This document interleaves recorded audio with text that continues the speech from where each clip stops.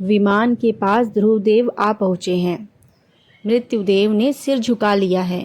एक पाँव उन्होंने मृत्यु के सिर पर रखा और दूसरा पाँव विमान में रखा।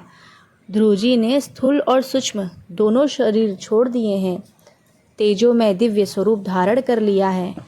काल एक एक की छाती पर चढ़कर बैठता है, किंतु भगवान के लाडले भक्त काल के सिर पर पाँव रखते हैं। काल के काल परमात्मा की जो भक्ति करते हैं, वे भगवान के लाडले भक्त ही मृत्यु के सिर पर पाँव रख सकते हैं। ध्रुवजी बैकुंठ धाम में जा रहे हैं। उसी समय उन्हें माता सुनीति का स्मरण हुआ। सोचते हैं कि आज मैं विमान में बैठकर वैकुंठ धाम जा रहा हूँ। मैं छोटा था तब माता मुझे कैसा बोध देती थी। माता के आशीर्वाद से मैं विमान में बैठा हूँ। कई वर्ष हो गए मेरी माता ने शरीर छोड़ दिया है। वह जीवात्मा इस समय कहाँ होगा, उसकी कैसी गति होगी। माता के स्मरण से ध्रुव जी की आंखें गीली हो गई। परमात्मा के पार्षद समझ गए कि ध्रुव को माता का स्मरण हो रहा है। उन्होंने ध्रुव जी से कहा, जरा ऊपर दृष्टि डालिए। ध्रुव जी ने ऊपर देखा तो एक विमान जा रहा था। उसमें सुनीति माता बैठी थी। विमान के भीतर भगवान के पार्षद सुनीति माता को समझा रहे हैं, आपका पुत्र महान भागवत हुआ, उसके प्रताप से आप विमान में बैठी हैं। ध्रुव जी जैसा पुत्र पहले माता पिता को मुक्ति दिलाता है और फिर स्वयं मुक्ति प्राप्त करता है। पुत्र की प्रशंसा सुनकर माता का हृदय पिघलने लगा। वे सोचने लगी कि मैंने कभी ध्यान नहीं किया, कभी भक्ति नहीं की। अपने ध्रुव के कारण मैं विमान में बैठी हूँ। मेरे पुत्र ने मेरा उद्धार किया। मैंने उसे जन्म दिया, उसने मुझे मुक्ति दिलाई है।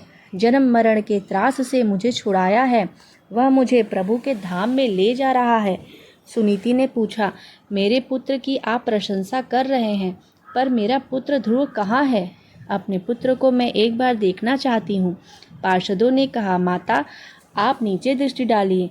ऊपर विमान में विराजित सुनीति नीचे देख रही हैं। ध्रुव जी के ऊपर दृष्टि डालती हैं। माता पुत्र की दृष्टि का मिलन हुआ।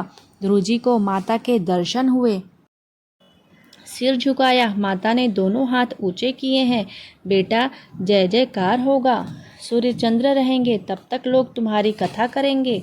ध्रुव जी बैकुंठ धाम में पधारे तब प्रभु ने बैकुंठ में बड़ा उत्सव मनाया। भगवान जब जीव के घर जाते हैं तब जीव उत्सव मनाता है। उसी तरह जब कोई जीव संसार छोड़कर प्रभु के धाम में जाता है तब भगवान भी उत्सव मनाते हैं कि मेरा पुत्र आज घर आया है। परमानंद हुआ है।